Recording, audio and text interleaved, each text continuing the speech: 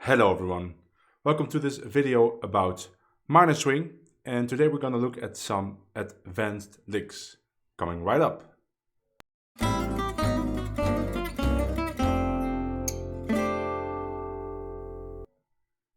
So I just got back from the festival in Fontainebleau. People still call it Samoa, even though it's not in Samoa-sur-Seine anymore, and that's the big Django festival. And there are several locations, but one of the locations is the camping in Saint-Malo, where many of the musicians come together to jam all day and all night. And it was a great experience, as it always is. And it gave me some new ideas for videos. And one of those ideas is this video about minor swing. Now, the funny thing is, even though that's the most famous gypsy jazz tune, the more advanced you get, or the more you participate in advanced jams, the less this tune is played. In fact, I think I only played it twice, and it's always the same story. Somebody goes like, I haven't played minor swing yet, because nobody really wants to say, let's play minor swing. But then we played, and it's always great fun. But one of the things I notice about minor swing is that if you stick to, let's say, not outside playing, but inside, people tend to stay within the same kind of vocabulary, and that makes sense. It's a really a gypsy jazz progression, and there's not many other tunes in normal standard repertoire that has the same order of chords. So you're not practicing that particular progression a lot. So when you have to play minor swing or a tune like it, then you tend to play the same kind of things. And it gave me the idea to find other stuff to play. And I was thinking about this tune written by Lee Konitz, or I think he wrote it, but at least he played it a couple of times. He recorded it, called Carey's Trance, K-A-R-Y''S, Carey's Trance, which has the same kind of progression. It starts the same, A minor, 2 bars to D minor, 2 bars to E7, 2 bars to A minor. And then that repeats, so minor swing goes in a different direction. And I just transcribed some of the lines he plays on those first 4 chords, A minor, D minor, E7, A minor. And there's many lines he plays because there's many different solos, but I chose 4 that are very fluent and that create a different sound, and also maybe a challenge if you've never played lines like these before, because there's so much stuff you can learn from these lines. The way he uses enclosures, which is a very personal way of using it, and just the flowing nature of the lines. And it's always, I just want to show you the lines and present them to you, maybe demonstrate them on the backing track. And then I suggest you just practice these lines on minor swing, and there's a backing track for that on my channel. So let's just get started with the first line. Here it is. And by the way, if you want to download the tab so you can review it, print it, and practice it without having to watch this video, you can always go to my Patreon. Link is in the description, and from there you can download every tab for every video I made. So this is the first line. It's 8 bars, but this is the first 4 bars, and I will scroll for the next 4 bars, and these first 4 bars sound like this. 1, 2, 3, 4. 3, 4.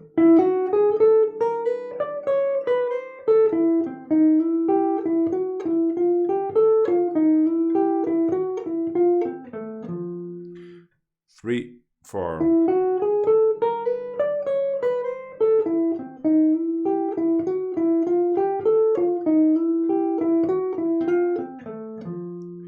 Now we continue the line to the next.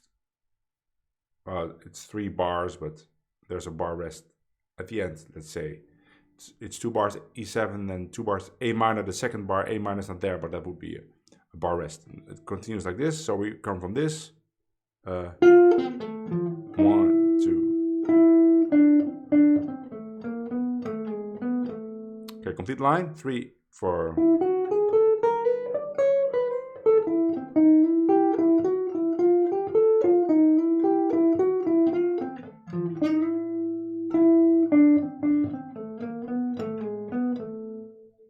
Took me quite some time to get this line in my fingers. It feels strange to me. My fingers are moving in ways that I've never moved them before, combined with also the picking pattern, which is different for me. But I did get used to it. 1, 2, 3, 4.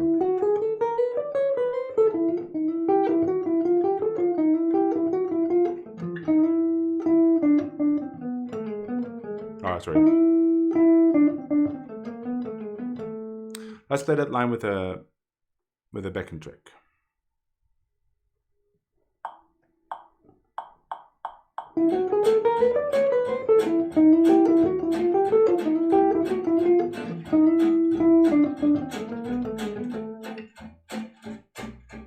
One more time.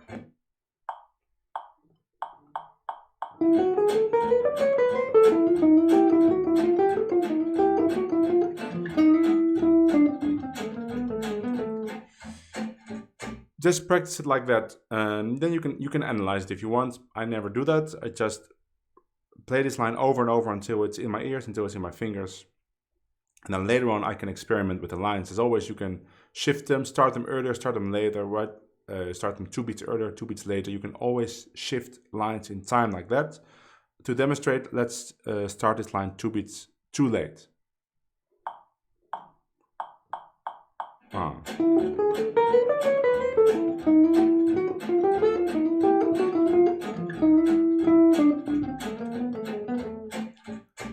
A bit sloppy. Let's do it again. 1, 2, 3, 4.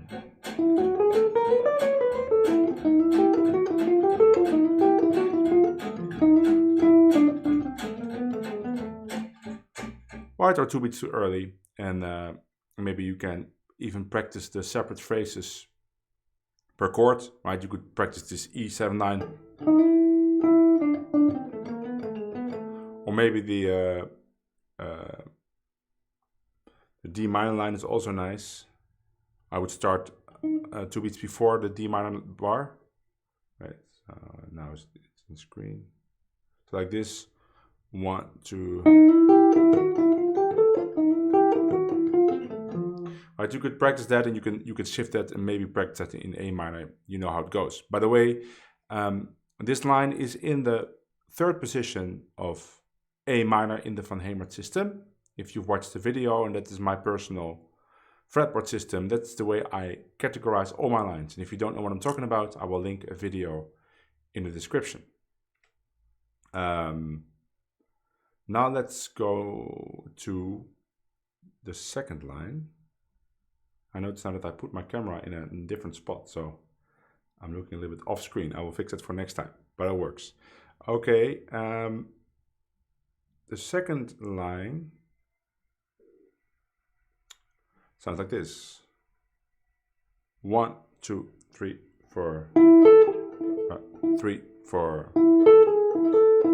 1, 2, 3, 4.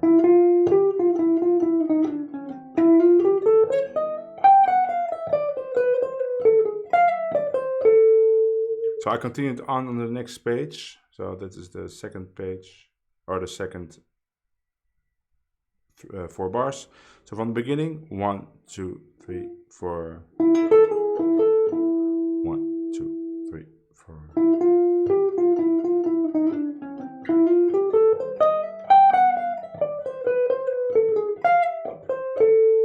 I think this line is a little bit easier. It starts like this. And I think that comes from another composition of Lee Konitz, or no, I think it's a Lenny Tristano composition called, what is it called?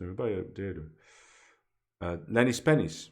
So it's a nice line for A minor already. You could easily play that for D minor. Again, it's in the third position of A minor, so it would be for D minor. A minor. And then this line.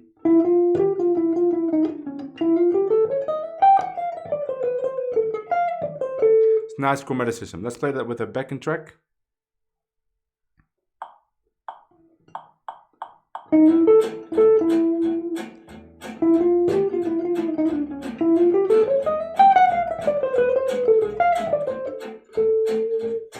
One more time.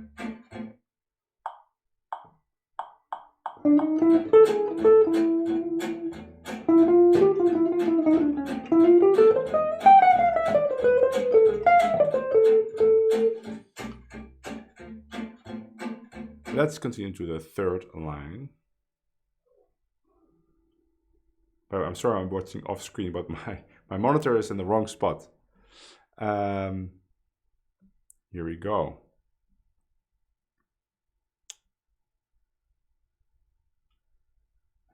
And that is the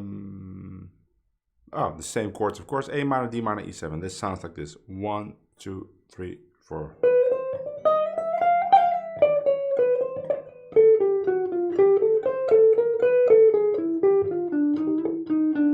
Now we're on the second page. Now we have a line on E7.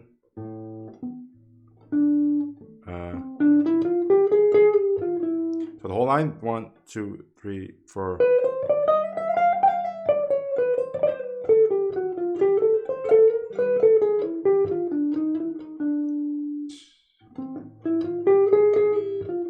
I find this fingering pretty uncomfortable.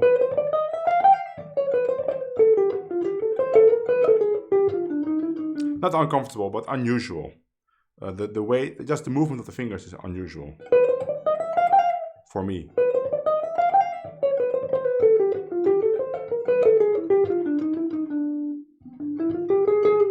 But I already had several hours of practice, right? It's not like I described it and I complete immediately. I have to really practice this with a metronome, using my metronome system for the timing.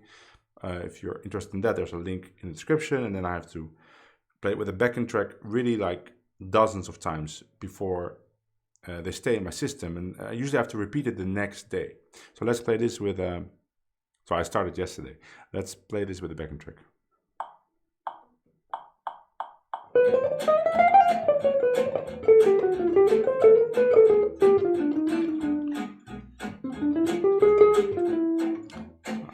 Again, a little bit sloppy.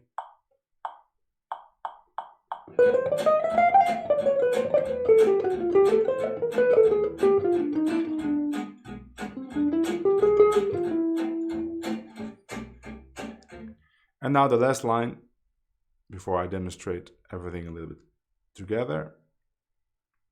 And this line is probably the most complicated one. Sounds like this. 1, 2, 3. 1, 2, 3.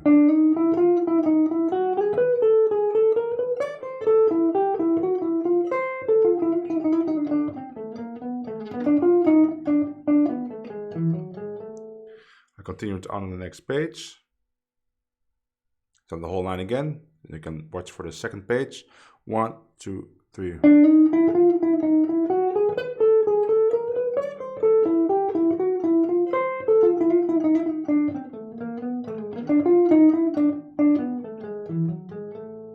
One, two, three.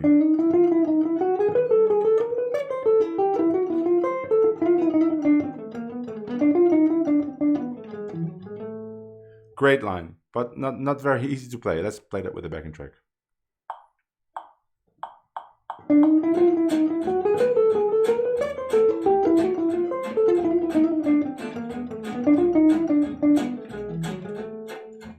More time.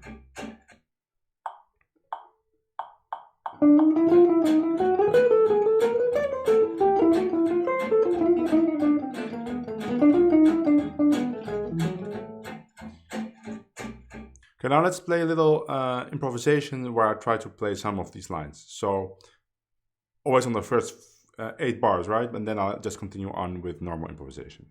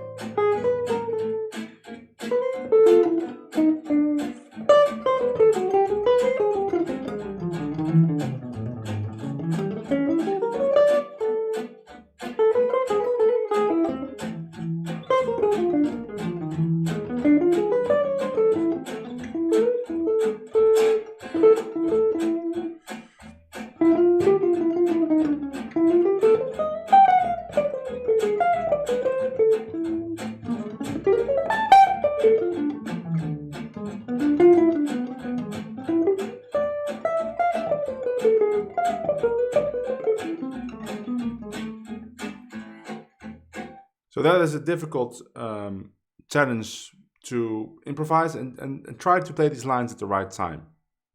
And you'll notice that it becomes very hard to focus on the rest of your improvisation. But that's a very good exercise and actually the only way to really get them in your playing.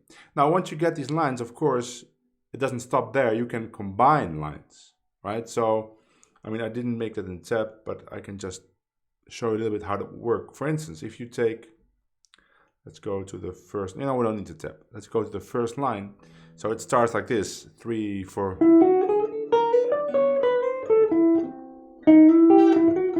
And now we're on D minor. So why not combine that with the second line of D minor? I think I do need to tab just to check.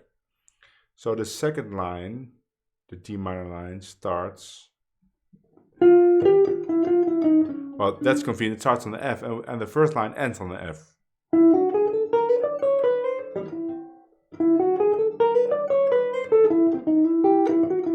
Right? I think that's correct, right? Oh yeah, but it's too late on the F. So we have to resolve earlier to the F. Right? So let's make it completely fitting. Now we have to go to the F so we can continue with the second line. So we get a combination of the first and the second line, which would sound like this. 3, 4.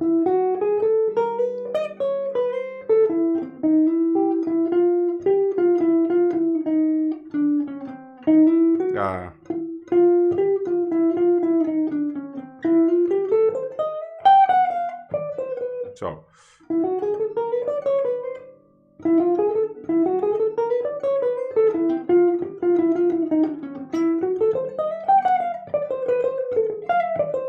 Let's play that with the backing track, see if I don't mess up.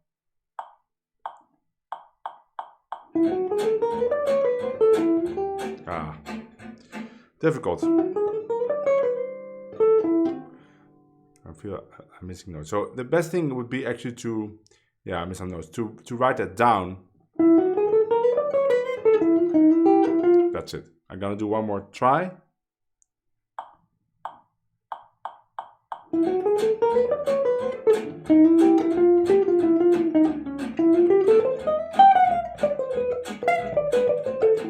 Almost, but you get the point, right? And then you would do the same thing with the first and the second line, first and the third line, and probably you have to think about how you would connect these, because maybe you have to make some jump or you have to change one note so that they connect. But in the end, you can make a mismatch of all these lines. But that is just an advanced plan. I actually haven't gotten there myself, as you could easily tell. I'm still working on these lines to get them fluent. But that would be the next step, and then to break them up in smaller parts and work with that the same way as you would work with the complete line. I hope this is helpful. I'm just thinking, I think there's another song actually which has the same progression. Blue Bossa starts the same way, right? C minor, F minor, G7, C minor. That's the same as C minor. So you could use these lines on Blue Bossa too. And there's probably more songs which I can't think of anyone now. If you know what song, please let me know. But at least try it with minor swing and find the backing track on my channel. And I will see you all in the next video. Please like, subscribe, check out my Patreon. Bye.